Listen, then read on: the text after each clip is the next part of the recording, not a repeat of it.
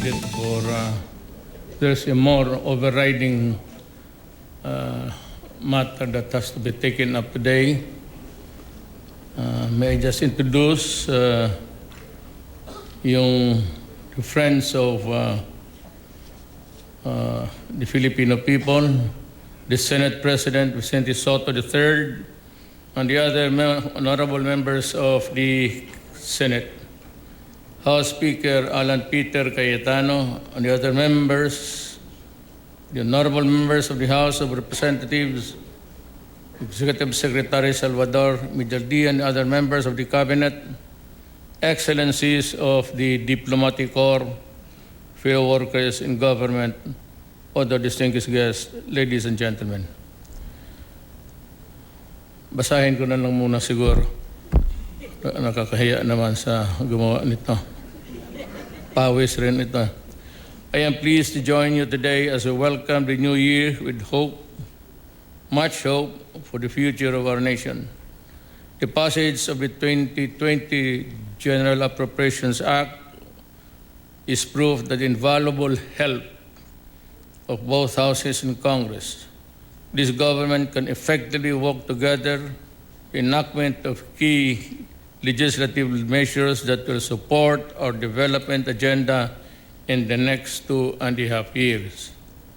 Representing almost 20% of our projected GDP for 2020, this year's 4.1 trillion budget will support our vision for a more peaceful and progressive Philippines. An upper income middle, peaceful and progressive Philippines, an upper bracket of earners who can make a difference, has already cut poverty rate by just 14% and achieve a 7.5% GDP growth for 2022. As in previous years, we will continue to allot a great portion of the national budget for infrastructure development and other social services, programs that will directly touch the lives of our people. We will spend 38% of the budget to fund programs on education, healthcare, housing, and social welfare. To further boost our thriving economy, we will likewise invest 29% of the budget infrastructure, tourism, trade, job generation, and agriculture. We will also allocate 11% of the budget for debt servicing with the ultimate goal of bringing down government debt to just 39% of the GDP by 2022. Let me take this opportunity to thank Congress for supporting this administration's sound fiscal policies, so the continued adoption of the cost budgeting system and the full implementation of the comprehensive tax reform program.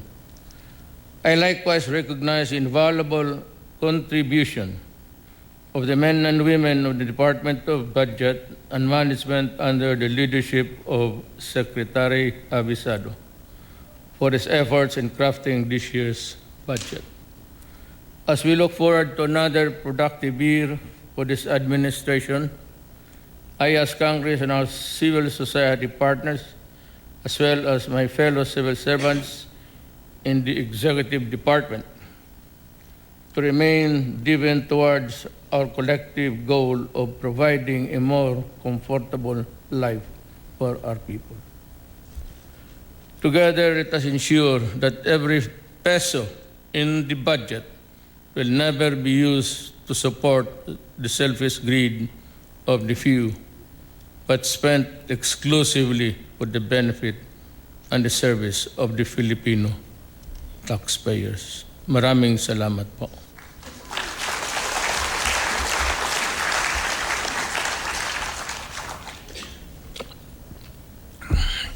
I do not have to belabor the point. There is an evolving crisis somewhere. we do not know what would be the end result of this crisis. It could lead to a protracted war. It could be a wide-scale strife. But whatever it is, we Filipinos are really in grave peril. We have so many millions, nearing 3, I think, of Filipinos working mainly in the Middle East. Kinakabahan ako.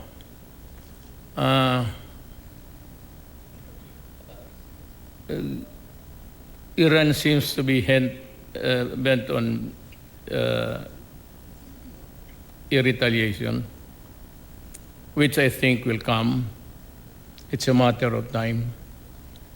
There is much hurt and even the loss of pride of the Arabic world. And retaliation or the cry for blood is there.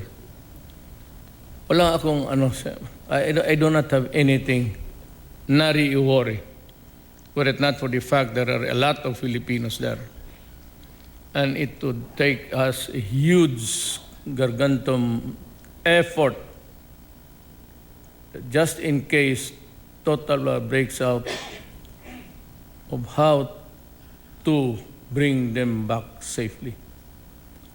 I called for the major commanders yesterday afternoon. I told them of the gravity of the situation and told them that they have to start even the deployment itself. You just cannot, there's no such thing as a minimalist view here. It's fraught with danger. And I'm afraid of the so many lives of our countrymen in jeopardy in that place. So here you are. I was tinkering with the idea of calling a special session Congress. Sonny Dominguez says we have unlimited funds for that. No. He says we had the money. If it spells the difference between the life and death of Filipinos, Sonny Dominguez says we have the money. We will buy, borrow, steal. Nakawa natin yung Central Bank mismo natin. Well, if we have to do it, we will do it. But since you are all here, my dear colleagues in government, I was once a congressman. We never had this kind of problem. It was all politics and who was going to be the next what. Yun lang ang worry namin. But ngayon, I suggest that Congress, even for about, bahala kang 1 or 2 days, discuss the problems, the ramifications. But I don't know where you want to put the money. Ako, ayaw ko. But if there's a thing that would need on standby, that that the government can get immediately, source it from where, so that we can use the money immediately. This is to cut across accounting rules and all of that. I said, ako, ayaw ko. We might want to place it in the hands of a committee. Kasi ayaw ko yung magkwenta-kwenta ako pagkatapos with that huge amount. I do not want to be bothered with that kind of... we need billions there. Standby lang. And calculate what would be the calibrated withdrawals. First, in places where it is really very dangerous. As for example, lahat, if Iran poised to strike, it will not strike Iraq, because as it is, Iraq is already in a sorry state. Maybe Iran rather would go for a more bloody nose. And there's only one there. It could be Saudi Arabia. Striking Iraq would not make anything out of it. Ang problema is there is two countries that are really, which is the apple of the pie, the Iranians. It's the Israel and Saudi Arabia. Kung yan ang mangyari, then we have trouble, because most of our OFW are stationed, majority of them are in Saudi Arabia. So I am not as bright as the others. Those with strategic minds might want to do it for us. Let's start with a standby fund. I said everybody, it's not only you, it's only me, was very allergic to how the money is spent. I do not want to hold it. We might want to get some of the men with integrity and probity, and they can be the disbursing body there. But as long as there is money, what I'm interested in, there is money. Who spends it? Congress can put the safeguards, the roadblocks there to avoid corruption. Alam mo, pag ito malaking pera at saka mabilisan ang pasa, there's bound to be some, I hate to say this, but that's always the case. And that is why today, projects are not implemented. You know why? One of the reasons really is takot ang mga tao, mga official down to embark on projects. Why? Not all, some.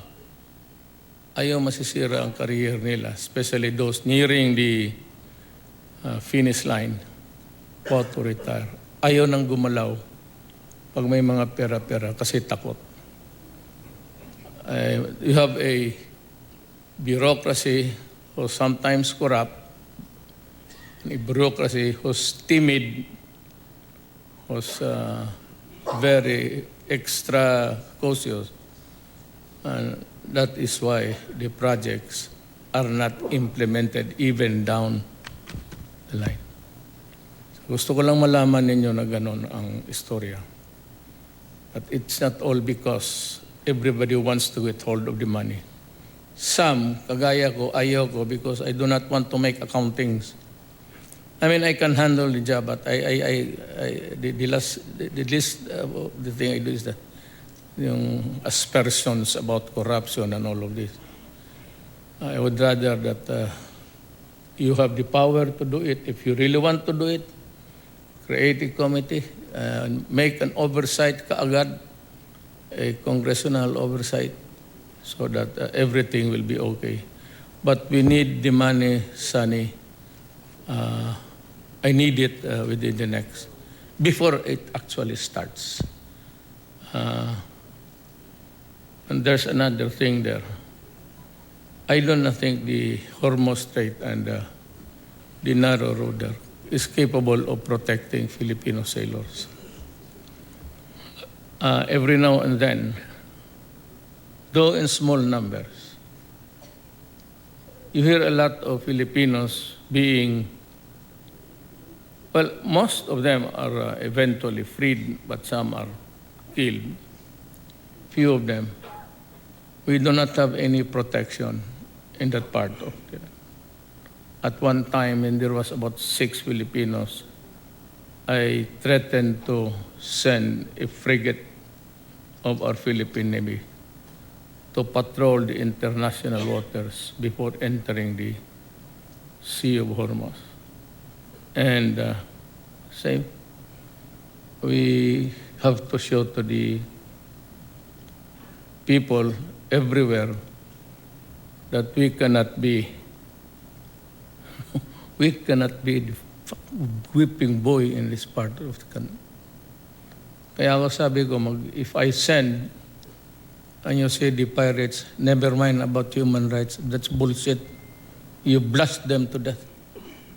Any pirate there that you find, that's what I ordered the Philippine Navy in the southern part of our country. Do not waste your time, or do not. You have a bleeding heart, get out.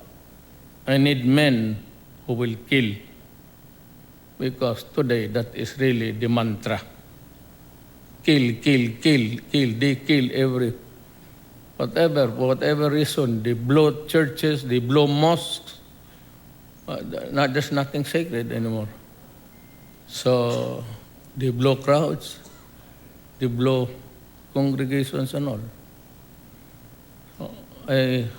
It's about time that we wake up from this long stupor of. I know Christianity is a very passive, but you cannot eat it and still be healthy. Number one, about the priest cannot help us. In our hour of need, it is only the Filipino people. No, without meaning to offend anybody. It's ours and ours alone. And they have to stop treating us like doormats or shit. They have to stop it. And for the remaining 2 years of my time, I will not. Be it the Communist Party, be it the terrorists, be it the drug lords. I am sorry for them. Let us talk after my term. Let us talk where they would hang me. I'd be glad to. After all, it's only once.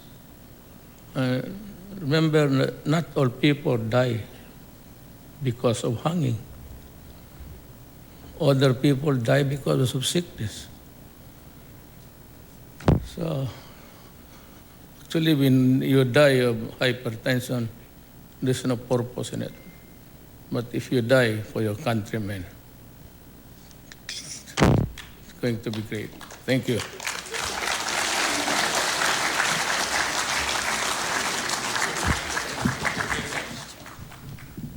Thank you very much, Mr. President.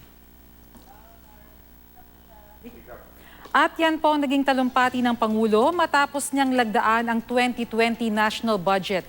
Ayon sa Pangulo, sa 4.1 trillion pesos na national budget, 38% ang mapupunta para sa health and education. 29% naman ang mapupunta para sa infrastructure at tourism, habang 11% naman ay mapupunta para sa debt servicing. Sa kanyang talumpati, nagpahayag din ng pagkabahala ang Pangulo. Kinakabahan raw siya sa oras na maghiganti ang bansang Iran sa gitna ng tensyon ngayon sa pagitan ng Iran at Amerika matapos ang US airstrike na ikinamatay ng isang Iranian commander na si Qasem Soleimani. Ayon sa Pangulo, inaatasan niya ang opisyal na maghanda ng pondo sakaling kailangang i-evacuate ang mga Pilipinong OFW sa ibang bansa. At yan po ang ating live coverage. Tutok lang dito sa GMA News TV para oras-oras. Alam mo, ako po si Bernadette Reyes. Magandang hapon.